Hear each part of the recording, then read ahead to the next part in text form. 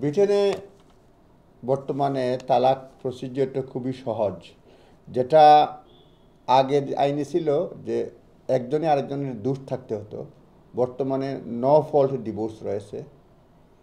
এটা এখন একজন লয়ারের মাধ্যমে করা যায়। হাজব্যান্ড ওয়াইফ যদি চলে আসে একজন লয়ারের কাছে, একজন লয়ার দুজনের পক্ষে কাজ করতে পারবে, আলাদা আলাদাও করতে পারবে। সুতরাং ফিজ সকলের জন্য ফ্ল্যাট একটা রেট হচ্ছে 593 পাউন্ড, হোম অফিস মানে কোর্টের ফিস। আর লয়ারের জন্য যে যেটা পারে সেটা। তো এটার 593 পাউন্ড ফিজ লাগে, অ্যাপ্লাই করতে হবে। তারপরে এগ্রিমেন্ট হলে পরে অ্যাকনোলেজমেন্ট হওয়ার পরে 20 উইকস হচ্ছে হোল্ডিং পিরিয়ড। তারপরে হচ্ছে 6 উইকস 1 ডে হচ্ছে গিয়ে ফাইনাল অর্ডারের জন্য অ্যাপ্লাই করতে হয়। প্রসিজারটা আবার সংক্ষেপে বলে নিই। একটা হচ্ছে অ্যাপ্লাই করবেন, মনে করেন আলাদা হাজব্যান্ড ওয়াইফ অ্যাপ্লাই করলেন, ওয়াইফ সেটা রিপ্লাই করলেন, তাহলে অ্যাকনোলেজমেন্ট হয়ে গেল।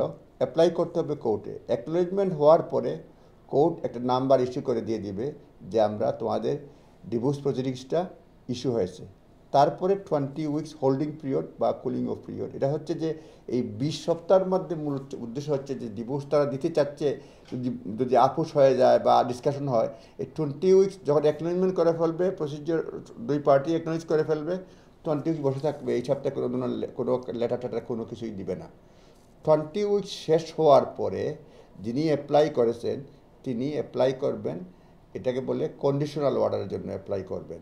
হ্যাঁ, মানে প্রথমে অ্যাপ্লিকেশন, অ্যাকনোলেজমেন্ট, তারপরে দুই পার্টি 20 উইকস রেস্টে থাকবে, কোনো কিছুই করবে না, কোর্ট করবে না, কোনো কিছু করবে না। দুই পার্টি ইচ্ছা করলে নেগোসিয়েট করবে, না করলে 20 উইক পাস।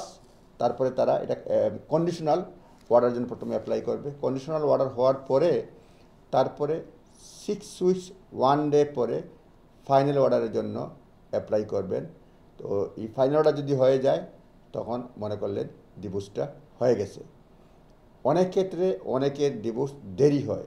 এটার কারণ হচ্ছে এক পার্টি অ্যাকনোলেজমেন্ট দেয় না, স্বীকার করে না, বা অ্যাড্রেস দেয় না, বা গোপনে থাকে, যাতে হাজব্যান্ড বা ওয়াইফ মানে যিনি অ্যাপ্লাই করবেন আরেক পক্ষের ইমেল অ্যাড্রেস জানেন না, অ্যাড্রেস জানলে উত্তর দেন না, কিংবা কোথায় থাকেন সেই অ্যাড্রেসে জান না, যার ফলে এটা দেরি হয়।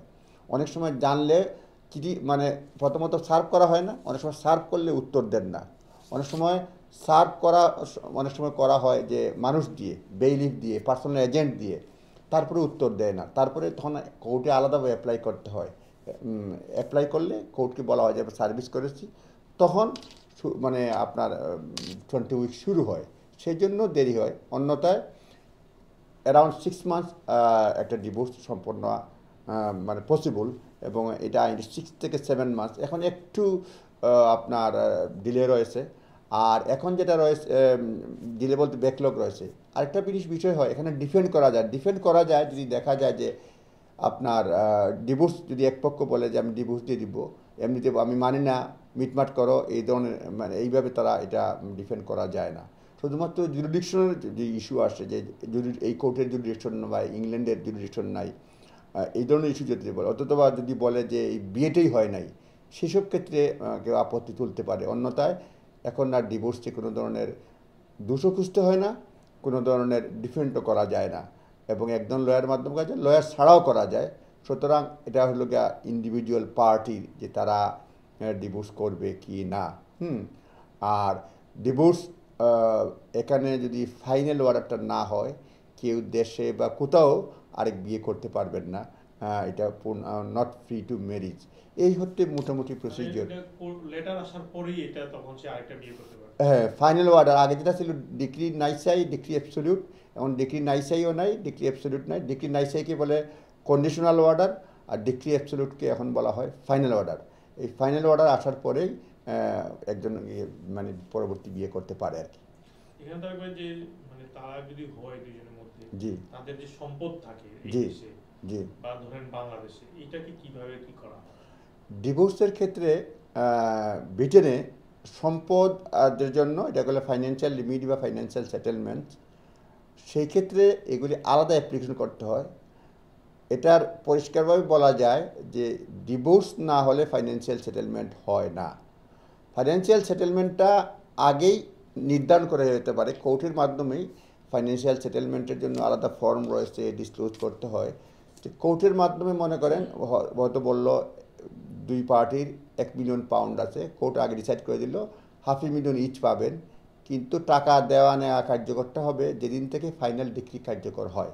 কারণ ফাইনাল আপনি যদি দেখা যায় যে আপনি ফাইনাল ডিক্রি হয় মানে ফাইন্যান্সিয়াল রিলিফ বা প্রপার্টি সেটেলমেন্ট যেটা হয়ে গেছে, কিন্তু দেখা গেল এটা অর্ডার হয় দুই পার্টি আলাদা নিয়ে গেছেন, পরে দেখা গেলো যে ডিভোর্সটা হলো না, তাহলে তো হয় না। সেই জন্য ফাইন্যান্সিয়াল অর্ডারটা যেটা ডিভোর্স থেকে কমপ্লিটলি আলাদা। এটা ডিভোর্স হওয়ার পরেও হতে পারে, 5, 6, 7, 8 বছর পরেও হতে পারে, কোনো প্রবলেম নাই। প্রবলেম হয় যদি যিনি চাইবেন উনি যদি আবার বিয়ে করে ফেলেন, তখন আবার এই রাইটটা কমে যায়।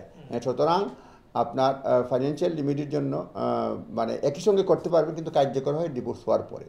আর বলছিলেন দ্বিতীয় অংশ যে বাংলাদেশ বা কোথাও সম্পত্তির ক্ষেত্রে যেটা হচ্ছে কি, যে কোনো জায়গায় সম্পত্তি থাকুক, পয়সা থাকুক, ক্যাশ কান যেভাবেই থাকুক, এটা ক্লেম করা যায়। যে বাংলাদেশেই হোক, আমেরিকায় হোক, যে কোনো জায়গায় হোক, সব কিছু বিচার বিবেচনা করে তখন এটা ক্লেম করা যায়।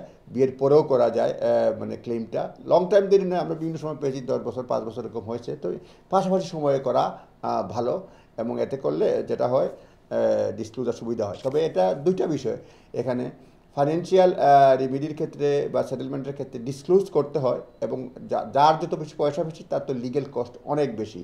সুতরাং যদি এটা এমনিকেবলি করা যায়, তাহলে কোর্টকে মানে আপনার কনসার্ন অর্ডার দিয়ে একসঙ্গে করলে অনেকের পয়সা বাঁচে। তবে বাংলাদেশ থেকে পয়সা যে থাকে সেটার মানে ক্লেম আনা যায়, যেটা মানে সরাসরি ক্লেম হয় না। যেটা হয় যারা মুসলিম ম্যারেজের ক্ষেত্রে যেটা হয় আপনার এই যে দেনমোহরের টাকাটা সরাসরি ক্লেম করলে আসে না, কিন্তু যদি ডিসকাশনের মাধ্যমে হয় অন্যান্য ফাইন্যান্সিয়াল এটা অ্যাড করা যায়। কিন্তু লিগেলি আপনি কোর্টকে ডাইরেক্ট বলতে পারবেন না ফাইন্যান্সিয়াল লিমিটের জন্য যে আমার দেনমোহরের টাকাটা আমাকে দিয়ে দেন, এটা চাওয়া যায় না।